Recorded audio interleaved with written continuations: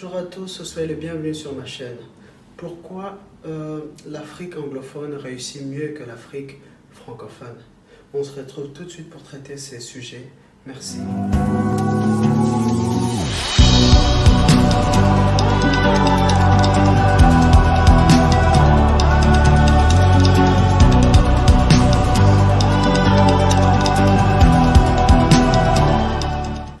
Nous allons commencer par parler de l'Afrique anglophone, parce que comme vous pouvez le constater, l'Afrique anglophone, c'est l'Afrique qui réussit le mieux dans le continent africain. Donc on peut citer les pays comme il y a le Ghana, il y a le Nigeria, les deux pays que moi je mets en top de pays anglophones qui, par leur système politique, par leur système économique, arrivent à sortir la tête du lot du continent africain. Il y a déjà, par le système politique, il y a l'alternance au pouvoir. Il y a certains présidents qui viennent au pouvoir, qui font leur mandat, qui respectent leur mandat, qui respectent la Constitution. Et ensuite, il y a d'autres qui suivent et qui continuent dans le même chemin à développer leur pays, à développer leur économie. Pourquoi je dis ça? Parce que j'estime que en tant qu'Africain, en tant que continent, comme un grand continent que j'appelle le continent d'Afrique, j'estime qu'il est temps qu'on commence vraiment à comprendre les choses et qu'on commence vraiment à penser pour le continent, qu'on commence vraiment à penser pour essayer un peu de lancer notre économie, enfin lancer notre économie par nous-mêmes, parce que toujours espérer des aides de la FMI, toujours espérer des aides de l'Occident, toujours espérer des aides de l'Union européenne pour réaliser quoi que ce soit, pour mettre l'électricité en Afrique, tout bêtement, ou encore quelque chose que je trouve vraiment triste, quand je vois certains pays de l'Afrique francophone qui demandent des aides à l'Union européenne afin d'organiser leurs élections. Et je trouve ça vraiment honteux et je trouve ça vraiment malheureux qu'on en soit encore là après toutes ces années qui ont suivi l'indépendance de plusieurs pays du continent africain. Quand nous regardons par exemple le Ghana, que moi je prends toujours un exemple, un pays très riche économiquement, nous voyons que c'est vraiment un pays dont l'idée de la base, c'est un pays qui a cette envie de réussir, c'est un pays qui a cette envie de se mettre tout en haut de l'échelle, tout en haut du continent, afin de montrer que voilà, on est là, on existe et on peut faire des choses, on peut subvenir à nos propres besoins, on peut aussi essayer d'aider le continent africain tout autour de nous. Et ça, je trouve que c'est un très très bon exemple. On peut aussi prendre le Nigeria, par exemple, par leur économie. Donc, d'ailleurs, vous pouvez le voir, vous pouvez le constater quand vous regardez les hommes les plus riches d'Afrique, même dans le monde, vous trouvez beaucoup de riches qui se retrouvent actuellement au Nigeria. Pourquoi? Parce que c'est des gens qui ont cette capacité, cette intelligence de comprendre que voilà, il n'y a pas qu'à l'extérieur qu'on peut faire de grandes choses, que dans le continent africain, que dans leur pays, il y a moyen de réaliser beaucoup de choses, il y a moyen de relancer leur économie, il y a moyen de réfléchir autrement, pas seulement voler, parce que comparé à d'autres pays africains, dont les pays francophones, le vol est devenu l'arme fatale.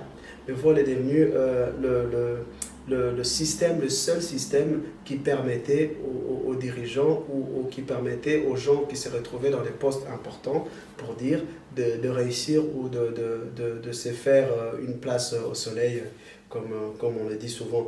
Mais travailler, réussir la vie en travaillant, en ayant des idées, la compétitivité, cette idée, cette mindset de voilà, on va essayer de faire quelque chose, on va essayer de faire mieux que nos prédécesseurs, afin que le pays puisse avancer. Ça, c'est quelque chose qu'on retrouve dans l'Afrique anglophone et un peu moins dans l'Afrique francophone, et c'est qui est malheureux. Je trouve qu'en tant qu'Africain, en tant que citoyen d'origine africaine, il est vraiment important de voir un peu ce qui se passe ailleurs, copier les exemples de pays anglophones, afin que le pays francophone, africain puisse aussi émerger, sortir la tête de l'eau. Parce qu'il y a un adage qui dit copier des bonnes idées sur des personnes nous aide seulement à avancer beaucoup plus vite. Mais faire le dos dur en ayant cette fierté, en pensant que voilà, nous on peut faire mieux, et ce qu'eux ils font, on n'en a pas besoin, nous fait que reculer, ne nous permettent pas d'avancer, ne nous permettent pas d'évoluer, ne nous permettent pas de réussir, de relancer les continents en soi, parce qu'ensemble, si l'économie du continent africain devient forte, l'Afrique sera respectée, l'Africain sera respecté, et le monde ne nous regardera plus de la même façon qu'il nous regarde actuellement. Donc, ça serait vraiment très intelligent que nos dirigeants de l'Afrique francophone puissent copier ce qui se passe chez les anglophones et essayer un peu de sortir la tête de l'eau et prendre des bonnes décisions, essayer de copier leur façon de fonctionner, d'administrer et leur façon de gérer leur économie, leur business, leurs affaires, leurs projets, afin que le côté de l'Afrique francophone puisse évoluer. Donc, exemple à suivre pour l'Afrique francophone, essayons de copier ce qui se passe en Afrique anglophone, afin d'avancer et d'émerger dans ce continent qui est là. Pour ce qui est de l'Afrique francophone, il y a des choses de l'aspect de ces pays africains francophones que je regrette souvent. Donc je peux en citer quelques-uns. C'est la jalousie, l'indifférence, l'insouciance. C'est vraiment ce qui caractérise l'Afrique francophone. C'est-à-dire quand on voit l'autre réussir, au lieu de se demander comment il a fait pour réussir, afin que nous puissions faire la même chose, copier cette bonne façon de faire afin de pouvoir avancer, c'est que nous on a, si la personne a réussi, c'est que cette personne n'a pas été honnête, cette personne a passé son temps à voler, cette personne ne mérite pas d'avoir ce qu'il a. Donc cette jalousie, cette façon de penser, cette façon de voir les choses ne permettra pas à l'Afrique francophone d'avancer. L'indifférence, c'est-à-dire, voilà, quand on voit l'autre dans la misère, quand on voit l'autre dans les difficultés, on passe son chemin, on trace, on se dit, ben voilà, c'est son problème, ça ne nous regarde pas. Mais on oublie une chose, seul on avance vite, mais ensemble on y va encore plus loin. Il est peut-être temps que l'Afrique francophone, y compris l'Afrique anglophone, de commencer à trouver un moyen de se rassembler, de commencer à trouver un moyen de travailler ensemble. Parce que prendre les bonnes idées qui se passent en Afrique anglophone, leur façon de gérer, rien que l'alternance au point de vue élection dans le domaine politique, ça serait vraiment des choses à copier. Regardons les Ghana, chaque président arrive, il fait son mandat, s'il a la chance, s'il a fait ses preuves, le peuple va les réélire pour la deuxième fois, son deuxième mandat, et après il part et il y a un autre président qui arrive. Pourquoi dans l'Afrique francophone, nos dirigeants passent leur temps à vouloir à tout prix rester au pouvoir, rester et mourir au pouvoir, pendant que tout au long de leur mandat, que ce soit le premier, le deuxième, il y en a même qui arrivent à essayer de faire renverser les opposants pour juste brider le troisième mandat. On y voit, en Côte d'Ivoire, ça va se passer. Et le même président qui avait dit il y a 5-6 ans que voilà, je ferai mon mandat, je respecterai la Constitution. Malheureusement, pour le peuple francophone, le peuple ivoirien, la communauté internationale est là et ferme les yeux. Pourquoi? Parce que leurs intérêts sont protégés par la soi-disant personne qui est le président qui veut brider un troisième mandat, ce qui est malheureux.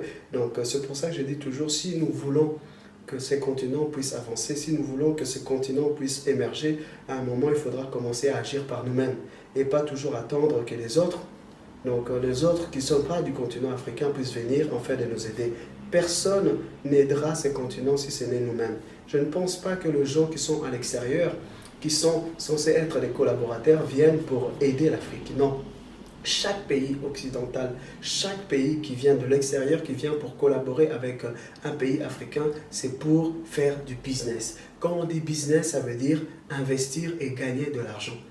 Personne, aucun pays, que ce soit l'Union européenne, que ce soit l'Occident, les États-Unis, la Chine, la Russie, tous ces gens-là viennent en Afrique parce qu'il y a des opportunités, parce qu'il y a un moyen de tirer quelque chose, de tirer un bénéfice, il y a un moyen de mettre de l'argent, enfin de pomper le maximum possible et de pouvoir l'investir dans leur pays. Alors nous, Africains, nous devons comprendre qu'on doit commencer à ouvrir les yeux et collaborer ensemble.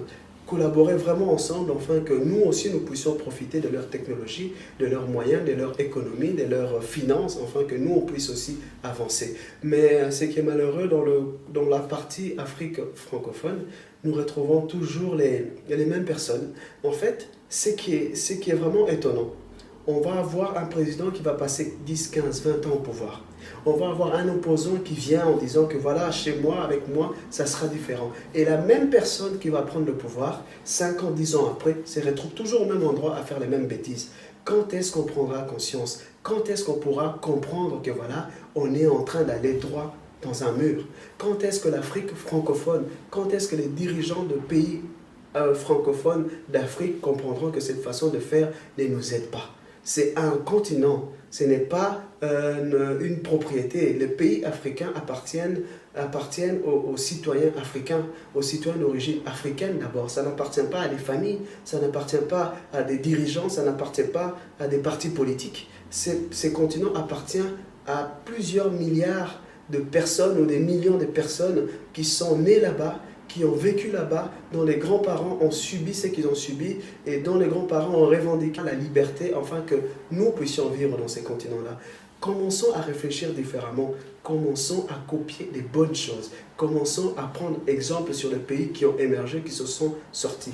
Quand on regarde l'histoire de la France est passée par des moments troubles aussi avec Louis XIV, Louis XV.